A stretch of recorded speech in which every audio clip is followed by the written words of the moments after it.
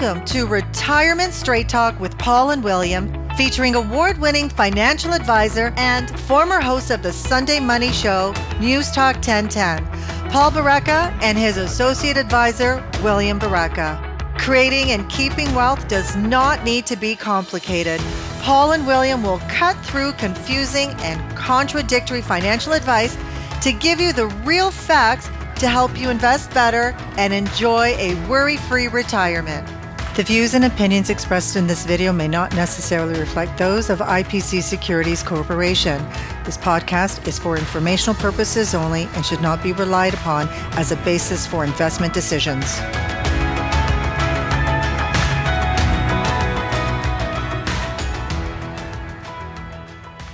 Hello, everyone, and welcome to all of you, whether you are listening to us on wherever you get your podcast downloads or listening to us on or watching us on our YouTube channel. This is Retirement Straight Talk with Paul and William. I'm Paul, and I'm with certified financial planner William on the other side of the screen. And today we want to talk about something that's based on a webinar that we put on a month and a half ago. And William, you want to talk about this from Dr. Daniel Crosby, psychologist and behavioral finance expert. And it's called the 10 Surefire Ways to Ruin Your Retirement. And Will, you want to talk a little bit about the 10 surefire ways to ruin your financial future. Like you said, Paul, this is a webinar that Dr. Crosby put on for us about a month and a half ago. Encourage, first of all, if anyone missed that webinar and is interested in viewing it, send us an email to info@westendwealth.com. We can send you a link to the full webinar. Highly recommend it for everyone. It was really informative, really interesting stuff. And also check out Dr. Crosby's book if you're interested, The Laws of Wealth. New York Times bestselling author. Really good book. Highly recommend for any investors out there. Yeah. And when I first... Today, Paul, this is going to be a two-part episode. Yeah, two parts. Today we're going to cover the first 5 surefire ways to ruin your financial future. And then next week, come back and check us out for part 2. We'll go over the remaining 5. Yeah. I just want to mention also, when we first announced the webinar with Dr. Crosby, you and I, we've been in the business for a long time, especially me. And I thought, okay, it's stuff that I've heard before lots of times, but actually there was a different way of presenting it, different perspective. It's a good presentation. Again, if you want to get a link to that, just email us at info@westendwealth.com. So let's get going, William. And again, it's interesting. We talk to people all the time. And by the way, we have seen everyone succumb to all of these surefire ways to ruin your financial future, because we run humans. We run on emotion. We make our decisions to a great extent emotionally. We don't do it to buy spreadsheets. Now, that's where a lot of people got it wrong. And we covered that as well on a previous episode, many of the investor biases that people succumb to. So again, if you missed that episode, go back and check it out. That was a really good episode. Yeah. The other thing too, what's interesting is that all of these, again, we've seen before, but the more you hear them, I know both of us are well read on these things, and we tend to read, the same things in a different format. But every time you read and go over something, I find it clicks a little bit more in my brain. Yeah. And that's key to individuals helping make better decisions in the future. So why don't we get right into the first one here? And that is ignoring the impacts of your behavior, which is what we're talking about. Dr. Crosby told us, or shared an interesting stat that over the last 20 years, the market has returned about 8.25% on average, but the average investor has earned just over 4% due to poor investment behavior, succumbing to those biases that we talk about so often. Yeah, and it's interesting because I've heard so many different statistical analysis of this, and every single one is the same, that the average investor earns less than the investments that they actually own. Now, I've asked clients and people this, why do you think that's the case? And they say things like, it's probably the fees or whatever. And that has nothing to do with it. Like you said, simply people do the wrong things. What do? We we hear things all over the place. You hear about, oh, the Fed's making a decision on interest rates, the war in the Ukraine, interest rates, or whatever media shrill is talking the loudest and most confident, whatever the excuse du jour is. And people, what do? They do things like keep money on the sidelines at lower points in the market. I mean, we talked to clients earlier this year, right? In January, right after last year was a rotten year. We had clients that had money on the side. There's rarely 2 years in a row where markets go down. Holding money on the side. Sure enough, the first 4 months of the year were very, investors invested the first 4 months of the year, did extremely well. The people that succumb to their own behavior, it costs them money. So that's the first thing. That's a good way to tie into the second surefire way to ruin your financial future, which is just trust your gut, as Dr. Crosby says, which is don't make investment decisions based on a systematic rules-based approach. Just kind of go at it, do whatever you feel like at the time. Yeah. Now, interesting, statistically, 94% of the time, following the rules works better than following your gut. 94%. That's a pretty darn good odds for following the rules rather than following your gut. You know what? You know why, of course, as Dr. Crosby says, the rules are boring. Your gut's a lot more interesting. Boring works. A good way to relate that, Paul, is when you're talking about some people nervous last year with money on the side. Yeah. If they'd followed dollar cost averaging, for example, which is just automatically putting in a certain amount of money every month, they would have been buying at all those market lows. They would have made sure their cash was getting invested instead of sitting on the side and not doing much for them. Instead, they were going by their gut. They were saying, oh, I don't know what's going to happen next year. Last year was a very bad year. And so that's one of the classic examples of the harms this can do. Yeah, it's interesting. I find with our clientele anyway, they're getting better. They're getting better at this. We do have a number of clients who say things like, I'm not concerned about the market. I'm putting my money in every month. I know I'm going to do fine. Yeah. But there's still a good chunk of people that hear something and they make the wrong financial decision. So number 3 of the 10 surefire ways to ruin your financial future is live for right now.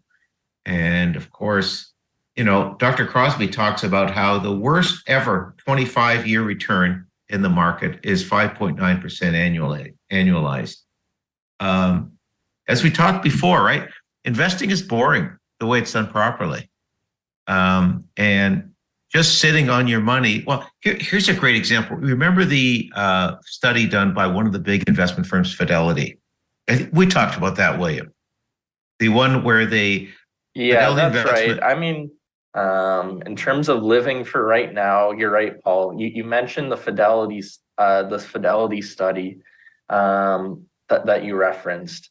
And it took place a while ago. And what it found was that the best performing accounts they had on books were those of account holders who were either dead or forgot that they held an account. In other words, they just sat on it. And actually, this happened to me too a couple of decades ago. I had some money somewhere and I just forgot about it. And years later, I go, wow, this did really well. I've got a lot more money in this account than when I started. It's not easy to do, by the way, because we are emotional human beings. Set your account up right. We're going to talk more about that. And if it's set up right, the more transactions you do in the account statistically will mean you're going to be worse off. That's right. The more often you check your account, the more likely you'll get emotional and make a decision you'll regret later on based on emotions at that time. Yeah. And actually, that's going into number 4 of the 10 reasons how to best ruin your financial future. And that is do as much as possible. How many times, William, have we heard this? Yeah, we hear it all the time, whether it's existing clients or prospective clients we speak to. And they say, oh, especially last year, things aren't going well. Well, what should we do? What should we be changing? What should we be adjusting to the portfolio? And that's a very natural inclination, because in almost every other facet of our life, it is the right thing to do when things aren't going wrong. You got to change things, you got to adjust things. But in investing, it's very counterintuitive, where if to start with, if you have a good solid portfolio, you're following, there's a rules-based approach to it, it's diversified, asset classes are right, then when things are wrong, you should not do anything. In fact, that's when you'll make the worst decisions, and it could lead to things like performance chasing, where you'll just buy another fund based upon what's doing well at that point. Yeah, we know ahead of time there's going to be volatility in the market. We know that, not maybe, we know for sure. Matter of fact, we tell that to our client. This is going to happen for sure. We build a portfolio around that. It's long-term money. You don't need that money this year or next year or the year after. So it doesn't really matter what happens in a year time frame. So you're absolutely right. We know this is going to happen, but that's one of the worst things you can ask yourself. Okay, things have gone down. We knew they were going to go down. Should we change something? The answer 9 times out of 10 is no. Your portfolio is consistent with your risk tolerance. Keep things as they are. And that's a great segue into number 5 of the 10 surefire ways to ruin your financial future.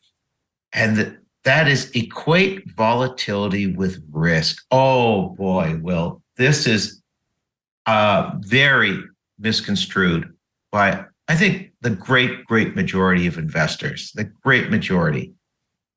I mean, how many times do we have clients coming to us and say, well, I don't want risk in my portfolio. Okay. What does risk mean? Risk means 100 different things to 100 different people. And after 32 years in this business, I know that's absolutely true. That's where, before you put your portfolio together, you need to ask the right questions. What does risk mean to you? Does that mean you never want your money to go down, even over one day? Or does that mean you're willing to accept some downside for 1 year? And if so, how much? In other words, how much? One of the questions that we use, Will, right, is how much drop in your portfolio values will make you so uncomfortable that you really are going to want to change part or all of your portfolio. And that's the number that you want to be very careful of. But of course, then there's the other side, right, Will? Because people, we're all human beings, we tend to say one thing and maybe do something else when that actually happens. That's right. Again, and that's because we're emotional. So what we find, clients will sit down, they'll establish that downside risk. And by the way, just going back to risk and volatility, I would define them the way I've always defined them, that volatility is the normal ups and downs in the market that will happen. Risk is that if you buy into something that's speculative, where there's a real chance that, hey, this could go to zero or this could drop 90% and never, when you're buying small penny stocks or IPOs, things of, there's real risk in those. However, if you're buying the Royal Bank, I don't think that much risk in the Royal Bank going to zero. Or especially, Paul, even just a big diversified portfolio. Bingo. Like if you're buying an index fund, for example, there's going to be volatility in there, but it'll come back after a while. Yeah, and that's a good way of the way we ask the clients. Say, if you're buying a major bank, are you worried about it going to zero? And they go, oh, no. But those banks can go up and down 20, 30% a year, down too. Yeah. But you're not worried about losing your money. So anyway, just quickly, let's summarize the first 5 ways, which are, according to Dr. David Crosby, the surefire ways to ruin your retirement. The first one is ignore the impacts of your behavior, which are the most important ones as far as I'm concerned. Next thing is trusting your gut rather than reality. The next thing, living for today, plan for later. Number 3 or number 4, do as much as possible in your portfolio. In other words, start changing it as much as you can. And number 5, equating volatility with risk. So that's today's Retirement Straight Talk with Paul and William. We're going to talk about the next 5, the 10 surefire ways to ruin your retirement. And William, if people want to get a link to Dr. Crosby's webinar or his one-page sheet, how do they do that? Send us an email at info@westendwealth.com. info@westendwealth.com. So thanks for listening, everyone. And we want to mention you, of course, next week again, part 2 of this. And also want to mention you, if you are next, if you like what you're hearing here, by all means, subscribe to us so you make sure you don't miss any editions. Rate us. Well, only rate us if you want to say something good. And of course, pass it on. Pass our link on to anyone else who you think might be worthwhile. And of course, if you yourself, what we're talking about makes you think, maybe I'm not going on the right path, send us an email at info@westendwealth.com and say, hey guys, I'd like to maybe chat with you for 5-10 minutes and see if you can help us out. Take care, everyone. We'll see you all next week. Bye-bye. Bye now.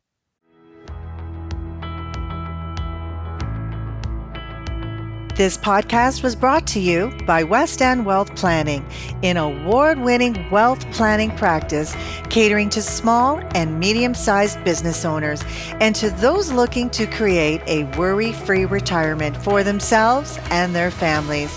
To learn more, go to westendwealth.com. Don't forget to rate this podcast and subscribe to Retirement Straight Talk with Paul and William by going to Apple Podcasts, Spotify, or wherever you find your podcasts.